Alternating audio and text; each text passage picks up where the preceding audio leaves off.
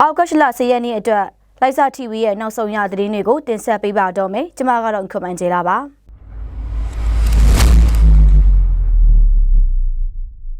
တော်လိုင်းရဲ့အင်အားစုများအလုံးတူညီသောရည်မှန်းချက်ကိုဆွဲကင်စုစည်းမှတာလေအိန္ဒိယနိုင်ငံများနဲ့နိုင်ငံတကာတိုင်းပြည်များနိုင်ငံတကာအဖွဲ့အစည်းများရဲ့ထောက်ခံစာနာမှုများရရှိနိုင်ပြီးရှေ့တို့ချီတက်နိုင်ပြီဖြစ်တဲ့အတွက်ကြောင့် KIO ဟာ NUG CRPH အပါအဝင်အခြားတော်လိုင်းရေးအဖွဲ့အစည်းများနဲ့အတူတကွ Federal Democracy ပြည်ထောင်စုပို့ထင်းရေးဦးဆောင်ကောင်စီရဲ့လုပ်ငန်းများတွင်ပူးပေါင်းပါဝင်လျက်ရှိတယ်လို့2026ခုနှစ်အောက်ကလ10ရက်နေ့မှာကြာရောက်တဲ့ရှရေဂျကမဆန်ထွေမင်ကွင်ထဲမှာ KIO ဥက္ကဋ္ဌဗိုလ်ချုပ်ကြီးဘင်္ဂလာကပြောကြားလိုက်ပါတယ်။န်တဲ့ဇန်ကျေမစာနီယာမကျော်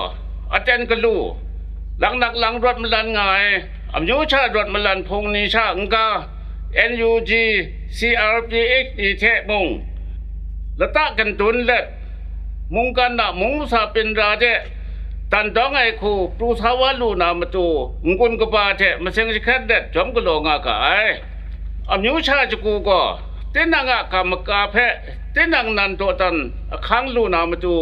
Federal Democracy ပြည်ထောင်စုပေါ်ထွန်းရဲ့ဦးဆောင်ကောင်စီ FCEF ငွေဖောင်ကြုံလမ်ထမုံစာဖျမ်စာလမ်နီခင်းစာဂျုံချကုတ်ငါက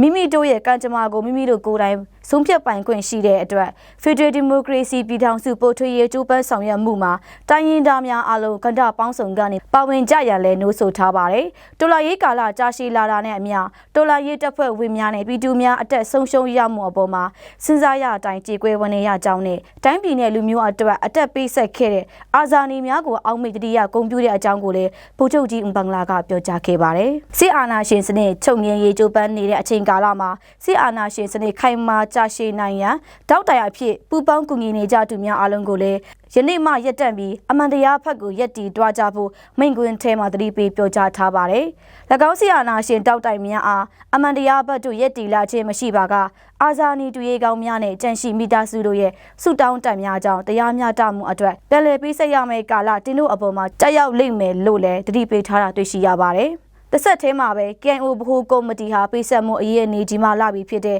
လက်နက်ကင်တော်လှန်ရေးကာလကိုအချိန်မရှိကြပဲကြိုဖြတ်နိုင်ရအတွက်အစဉ်တစိုက်စူးစမ်းအားထုတ်လျက်ရှိနေတဲ့အကြောင်းနဲ့ကချင်လူမျိုးများနိုင်ငံတူနိုင်ငံသားများအားလုံးဟာလည်း Federal Democracy ပြည်ထောင်စုပို့ထင်းရေးအတွက်တွေ့ဝေစိတ်မထားရှိပဲအားလုံးပူးပေါင်းပါဝင်ကြရန်တိုက်တွန်းနိုးဆိုထားကြောင်းလည်းကြားသိရပါတယ်ဆက်လက်ပြီးတော့နိုင်ငံရေးပြဿနာကိုနိုင်ငံရေးနည်းဖြစ်တာဖြည့်ရှင်းရန်ဆုံးဖြတ်ချက်ချတင်ကြောင်းအများပြည်သူလက်မခံတဲ့အရာများကိုအချိန်မီပြုပြင်တင်ကြောင်းစစ်တပ်ရာမှာကျင့်ဝတ်အများကိုလိုက်နာရန်လိုအပ်ကြောင်းပြည်သူလူထုများကိုပြစ်မှတ်ထားခြင်းမပြုရန်ပြည်သူများကိုလူသားတိုင်းအဖြစ်မပြုလုပ်ကြရန်လူသားတိုင်းရဲ့အတက်တန်ဖိုးထားဖို့ရန်လိုအပ်ကြောင်းဗိုလ်ချုပ်ကြီးဘင်္ဂလာကစစ်အစိုးရအားအမှားစကားပါတာကြောင်းလည်းကြားသိရပါတယ်ရှင်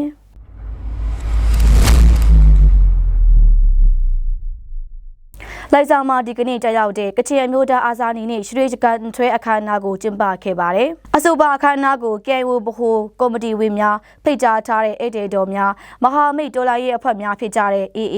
CNDF, ABSDF, SSP တို့မှကိုယ်စားလှယ်များနဲ့အမျိုးသမီးရေးရာအဖွဲ့များတက်ရောက်ခဲ့ကြပြီးအခမ်းအနားမှာအာဇာနည်ရေးပေါ်များနဲ့ကချင်အမျိုးသားအလံတော်အားအလေးပြုခြင်း KIO ဗဟိုကော်မတီဥက္ကဋ္ဌဗိုလ်ချုပ်ကြီးဘင်္ဂလာရဲ့စတရေဂျကန်မိန့်ခွန်းကိုဗဟိုကော်မတီတွင်ရေးမှူးစလန်ကဘာကွန်ထက်တင်နန်ကဖတ်ကြားခြင်းနဲ့ KIC ဒုဥက္ကဋ္ဌဗိုလ်ချုပ်ကြီးစွန်လူကမော်ကအဆိုပါမိန့်ခွန်းကိုပြန်လည်ရှင်းပြတင်ပြခြင်းများဆောင်ရွက်ခဲ့ပါတယ်။ဒါအပြင်တော်လှန်ရေးရေးပေါ်များနဲ့ပြည်သူများရဲ့အမှားအယွင်းများအတွက်ဆုတောင်းပတနာပြုခြင်းကျန်ရစ်တွေမိသားစုများနဲ့လက်ရှိတော်လှန်ရေးတာဝန်ထမ်းဆောင်နေသူများအတွက်ဖျားသခင်တန်ကောင်းခြင်းမင်္ဂလာတောင်းခံပေးခြင်းတို့ကိုလည်းအောင်မြင်စွာကျင်းပပြီးစီးခဲ့ကြောင်းသိရပါတယ်။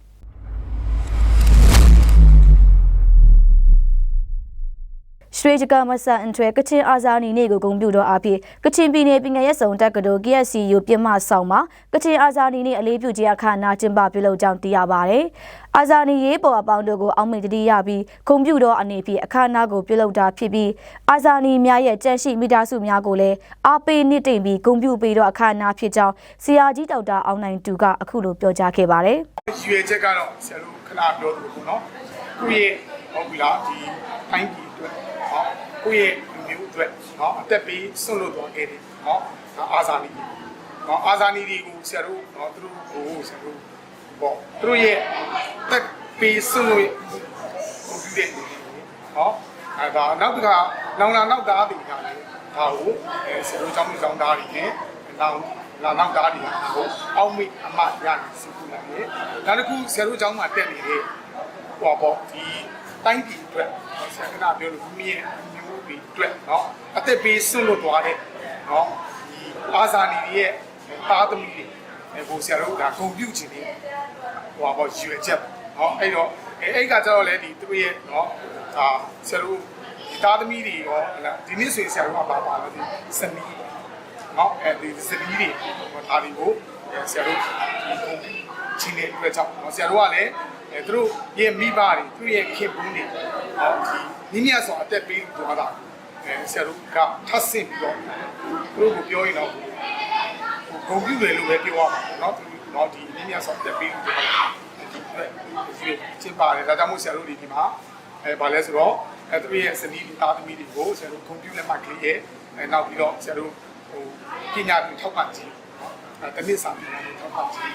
ဒါလေးတွေဆရာတို့ချိနေတယ်အခမ်းအနားမှာ KIO ဗဟိုကော်မတီဥက္ကဋ္ဌဗိုလ်ချုပ်ကြီးအင်ဘန်လာမှပေးပို့တဲ့ရွှေကန်ထွေးမင်ခွန်းကိုဆရာမကြီးဒေါက်တာမကြီးရေလူမှဖတ်ကြားပြီးအထူးအစီအစဉ်အနေဖြင့် KSCO ကျောင်းမှာတက်ရောက်နေတော့ကျောင်းသားများအနက်အာဇာနည်များ၏ဇနီးတာသမီးများကိုဂုဏ်ပြုမှတ်တမ်းလွှာများပေးအပ်ခြင်းနဲ့ပညာသင်စရိတ်များထောက်ပံ့ပေးခြင်းအစီအစဉ်များပြုလုပ်ကြောင်းသိရပါတယ်။ကချင်ပြည်နယ်ပညာရေးဆောင်တက္ကသိုလ်မှာကျင်းပပြုလုပ်တော့ကချင်ပြည်နယ်အာဇာနည်နေ့အခမ်းအနားမှာဆရာကြီးဆရာမကြီးများနဲ့ကျောင်းသူကျောင်းသားများတက်ရောက်ခြင်းဖြင့်အခမ်းအနားကိုအောင်မြင်စွာကျင်းပပြုလုပ်နိုင်ခဲ့ကြောင်းသိရပါတယ်ရှင်။နားဆင်ခဲ့ကြတော့မိဘပြည်သူများအားလုံးကိုယ်စိတ်နှပြရွှင်လန်းချမ်းမြေ့ကြပါစေရှင်။